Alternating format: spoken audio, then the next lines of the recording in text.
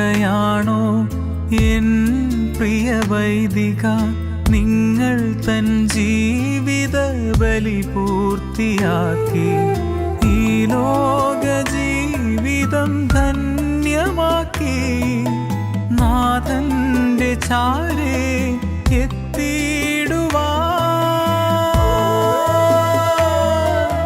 പോവുകയാണോ എൻ പ്രിയ വൈദിക.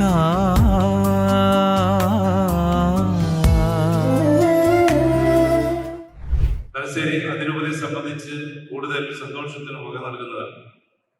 ദീർഘകാലത്തെ ഒരു ഇടവേളയ്ക്ക് ശേഷമാണ് അതിരൂപതയ്ക്ക് വേണ്ടി ഇപ്പോൾ ഒരു വൈദികൻ ആകുന്നത്.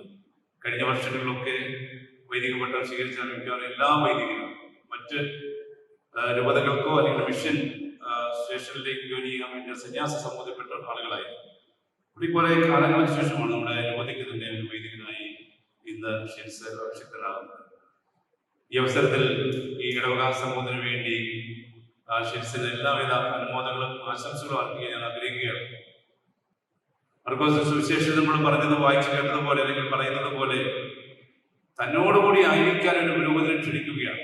നമുക്കറിയാം, തന്നോടുകൂടി ആയിരിക്കുക എന്ന് പറഞ്ഞാൽ ദൈവത്തോടു കൂടി ആയിരിക്കുക, വിശ്വസിയുടെ സാന്നിധ്യം അനുഭവിക്കുക എന്നൊക്കെ പറയുന്നൊരു വലിയ അനുഗ്രഹമാണ്. എല്ലാവരെയും ദൈവം വിളിക്കുന്നുണ്ട്. പക്ഷെ പ്രത്യേകമായ ശുശ്രൂഷ പൗരോഹിത്യത്തിലേക്ക് വിളി സ്വീകരിച്ച് നിൽക്കുന്നവർക്ക് ദൈവം പ്രത്യേകമായി അവരെ തന്നോട് കൂടി ആയിരിക്കാൻ ക്ഷണിക്കുകയാണ്.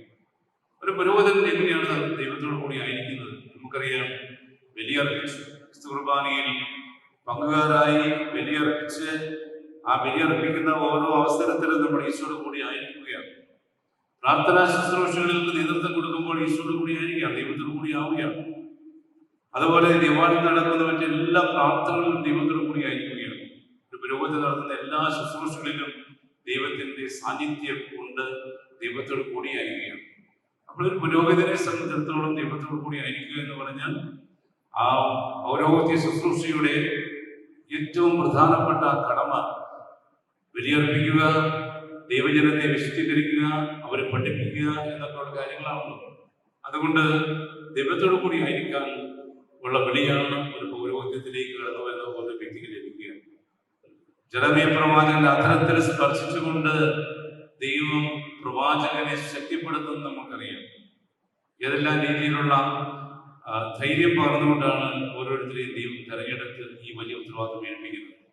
ഷിൻസിനെ സംബന്ധിച്ചിടത്തോളം തീർച്ചയായും തെരഞ്ഞെടുക്കപ്പെട്ട വ്യക്തി എന്ന നിലയിൽ ഈ വലിയ ഉത്തരവാദിത്വം ദൈവം ഇന്ന് ഫലമേൽപ്പിച്ചിരിക്കുകയാണ്.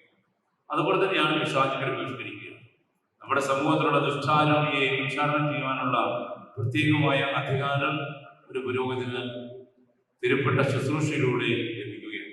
എനിക്കറിയാം, ഞാൻ കഴിഞ്ഞ 5 വർഷക്കാലമായി ഷിൻസിനെ കാണുന്നുണ്ട്. ഞാൻ തലശ്ശേരിയിൽ ഇങ്ങോട്ട് പോരുമ്പോൾ അവിടെ പ്രതീക്ഷയിൽ റീജൻസി ചെയ്യാൻ വേണ്ടി വന്നപ്പോൾ എന്നോട് പറഞ്ഞു, വെച്ചാൽ ഞാൻ ഒരു ഇടവക്കാരനാണ് എന്ന് പറഞ്ഞ് എൻ്റെ അടുത്ത് വന്ന് അന്ന് തന്നെ വളരെ സ്നേഹത്തോടു കൂടി ഷിൻസ് സംസാരിച്ചാൽ ഓർക്കുന്നുണ്ട്. അപ്പോൾ അന്ന് മുതൽ ഇന്ന് വരെ ഇടവകയിലെ എല്ലാ കാര്യങ്ങളും അവധിക്കാലത്ത് വന്നാൽ വെക്കേഷനോട് വരുമ്പോൾ മുഴുവൻ സമയവും പള്ളിയിൽ വന്ന് ഇവിടെ എന്ത് ശുശ്രൂഷ ചെയ്യാനും വളരെ സന്മനസ് കാണിച്ച് വന്ന് ചോദിച്ച് ഇവിടെയുള്ള പള്ളിയിലെ കാര്യങ്ങളൊക്കെ വളരെ സ്നേഹത്തോടു കൂടി ചെയ്യുന്ന ഷിൻസിനെ ഞാൻ എപ്പോഴും വളരെ സന്തോഷവാനായിട്ടാണ് ഞാൻ കരുതുന്നത്. അതുകൊണ്ട് തന്നെ പൗരോഹിത്യത്തിലേക്ക് കടന്നു വരുന്ന ഷിൻസിന് ഒരു നല്ല ശുശ്രൂഷകന്റെ എല്ലാ ഭാവങ്ങളും ഉണ്ട് എന്ന് പറയാൻ ഞാൻ ആഗ്രഹിക്കുകയാണ്. ഇവിടെ ഒരു വൈദികന് ആവശ്യമായിരിക്കും അതാണ്. കാരണം വൈദിക പട്ടത്തെ കുറിച്ച് പറയുന്നതിന് ശുശ്രൂഷ പൗരോഹിത്യം എന്നാണ്. ദൈവജനത്തിന് ശുശ്രൂഷ ചെയ്യാനുള്ള വിളിയാണ് പുരോഹിതനുള്ളത്. അത് ഷിൻസിനെ സംബന്ധിച്ചിടത്തോളം അന്വർത്ഥമായിട്ടുണ്ട്. തമ്പുരാന്റെ സ്നേഹത്തിന് സ്നേഹം കാണിക്കുന്നത് തന്റെ പൗരോഹിത്യ ശുശ്രൂഷയിലൂടെയാണ് ഓരോ പുരോഹിതൻ. അതുകൊണ്ട് ഷിൻസിന്റെ ശിഷ്ട ജീവിതം, ഇനിയുള്ള ജീവിതം പൗരോഹിത്യം ആരംഭിച്ചിട്ടേ ഉള്ളൂ. ഏറ്റവും തീരുമാനപ്രദമായി തീരുവാൻ ദൈവം ഷിൻസിനെ ധാരാളമായി അനുഗ്രഹിക്കട്ടെ എന്ന് ഞാൻ പ്രാർത്ഥിക്കുന്നു. പൗരോഹിത്യ ശുശ്രൂഷ ഈ കാലഘട്ടത്തിൽ ഒരു വെല്ലുവിളിയാണെന്ന് നമുക്കറിയാം. ഞാൻ നിങ്ങളോട് പറയേണ്ട ആവശ്യമില്ല. വലിയ ഒരു വെല്ലുവിളിയുടെ ഒരു കാലഘട്ടത്തിലാണ് ഷിൻസ് പൗരോഹിത്യം സ്വീകരിക്കുന്നത്. അതുകൊണ്ട് തന്നെ ഷിൻസ് അച്ഛനായി ജോലി ചെയ്യുമ്പോൾ, ശുശ്രൂഷ ചെയ്യുമ്പോൾ ഷിൻസിന് വേണ്ടി തീർച്ചയായിട്ടും നമുക്ക് ധാരാളമായി നമ്മൾ പ്രാർത്ഥിക്കണം.